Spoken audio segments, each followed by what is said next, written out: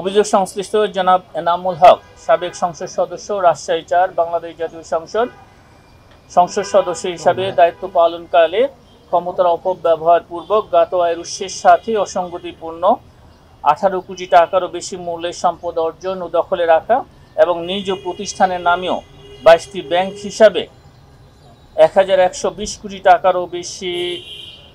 জমা এবং উত্তোলন সহ মোট 2239 কোটি টাকারও বেশি সন্দেহজনক ও অস্বাভাবিক লেনদেনের তথ্য অনুসন্ধানকালে উদ্ঘাটিত হয়েছে।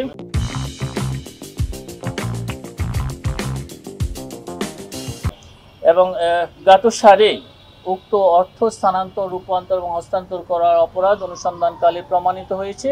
এই কারণে তার বিরুদ্ধে দুর্নীতি দমন কমিশন আইন 2004, মানি লন্ডারিং প্রতিরোধ আইন 2012 এবং দুর্নীতি প্রতিরোধ আইন 1947 এর সংশ্লিষ্ট ধারায় একটি মামলা রুজুর সিদ্ধান্ত গৃহীত হয়েছে। অভিযোগ সংশ্লিষ্ট জনাব তহুরা হক, তার স্বামী জনাব এনামুল হক, সাবেক সংসদ সদস্য, রাজশাহী 4 এর সহায়তায় তার নিজ নামে জ্ঞাত আয়ের উৎসের সাথে অসঙ্গতিপূর্ণ 7,95 লক্ষ টাকারও বেশি মূল্যের সম্পদ অর্জন ও দখলে রাখা